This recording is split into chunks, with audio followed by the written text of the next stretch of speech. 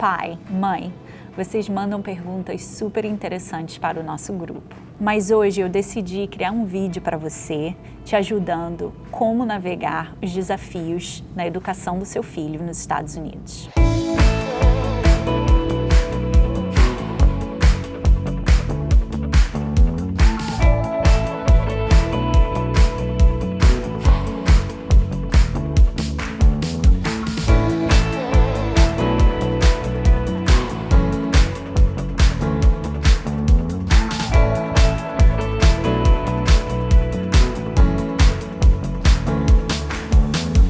Nos últimos 5 anos eu tenho trabalhado na coordenação de high school. Eu já fui dean, eu já fui assistant principal e nessas posições eu tenho a oportunidade de trabalhar diretamente com os alunos para ajudá-los como escolher a melhor carreira, como escolher a universidade e como realizar a aplicação. E você, pai e mãe, essa mensagem é para você. A gente vai falar do meu assunto preferido, que é planejamento para a faculdade. Durante 5 anos eu estive na diretoria de 2 high schools diferentes, com mais de 2.000 alunos. Então, pai e mãe, eu realmente acredito que esse vídeo é para você. Tá me dando até saudade de trabalhar em high school de novo. A aplicação para as universidades é feita de maneira digital. Pode ser por meio do website da universidade, ou usando o Common App, ou usando o Coalition App. E esse processo está começando cada vez mais cedo e é diretamente ligado às aulas que você escolhe no middle school e no high school.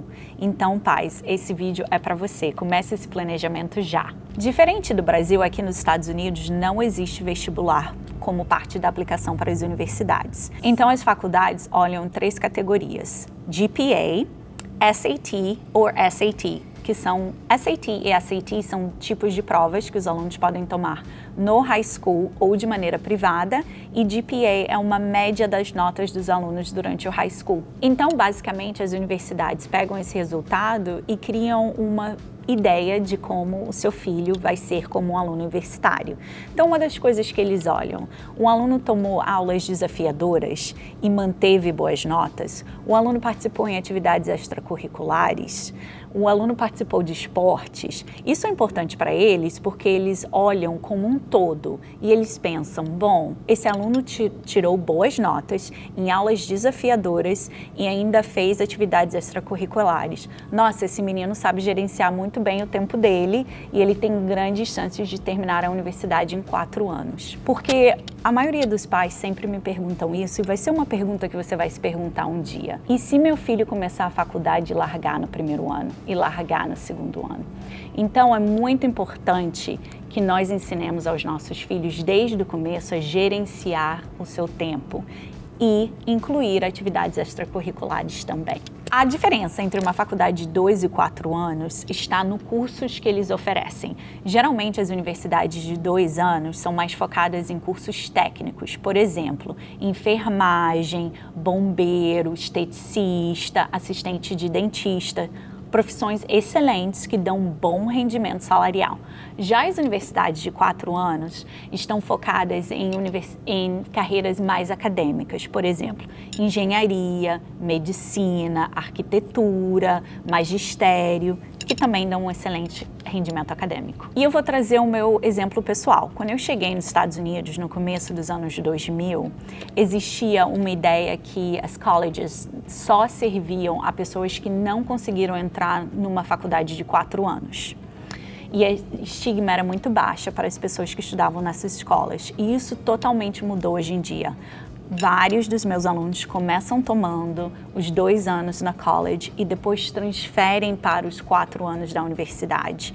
É uma maneira fácil dos pais economizarem dinheiro e também, posso dar uma dica, manter os filhos em casa por um pouco mais de tempo, porque geralmente, como tem muitas colleges de 2 anos, os filhos não precisam se mudar ainda, só se mudam quando vão para uma universidade de 4 anos. Falando nesse assunto de se o seu filho deve sair de casa ou não para cursar uma faculdade, eu queria te convidar para o nosso grupo. No nosso grupo a gente vai discutir se realmente seu filho precisa sair de casa para cursar uma universidade ou se ele deve começar numa 2 years college.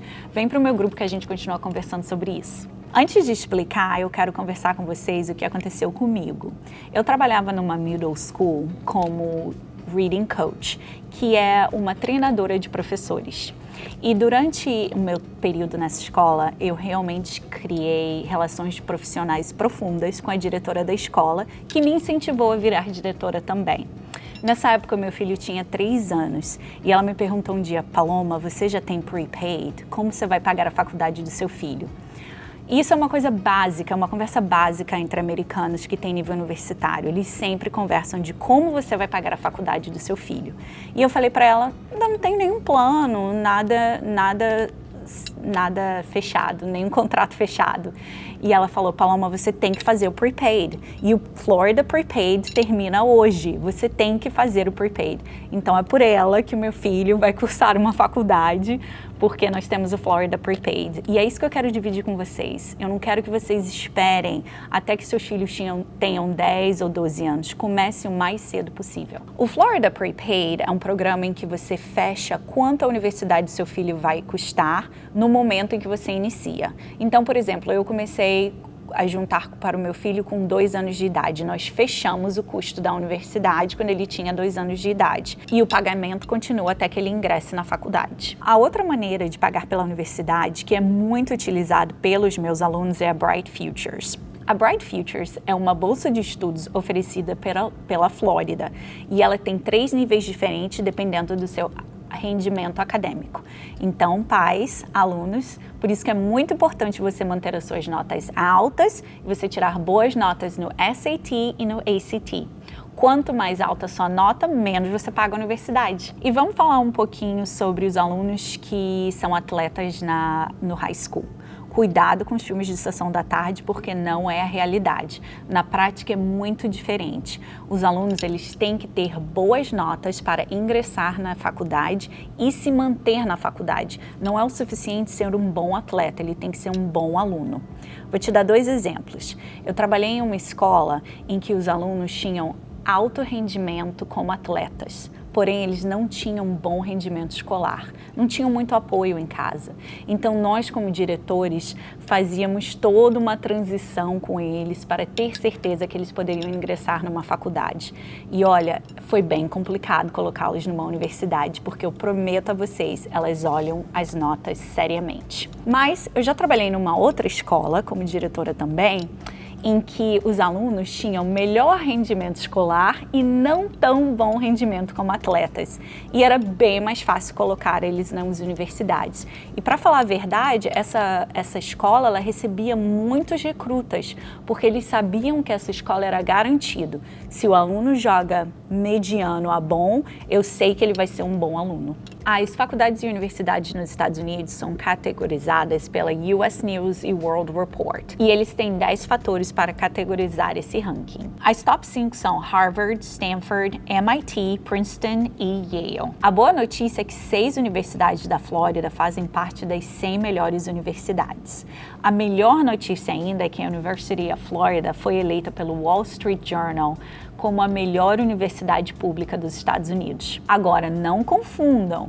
Universidade pública não significa que é de graça, como no Brasil. Também temos que pagar as universidades públicas aqui, tá bom? Sim, as universidades geram emprego. O que as pesquisas contam pra gente é que 84% das pessoas que têm um nível universitário ganham mais. E o mais importante disso, 74% dos empregados que têm nível universitário têm plano de saúde e melhor qualidade de vida. Então, apesar de nós estarmos em 2023 e termos várias carreiras novas explodindo, nível universitário ainda conta muito. E se você quiser continuar conversando comigo sobre educação nos Estados Unidos e se você quiser o meu apoio com seus filhos, eu tenho um grupo aqui no link da descrição.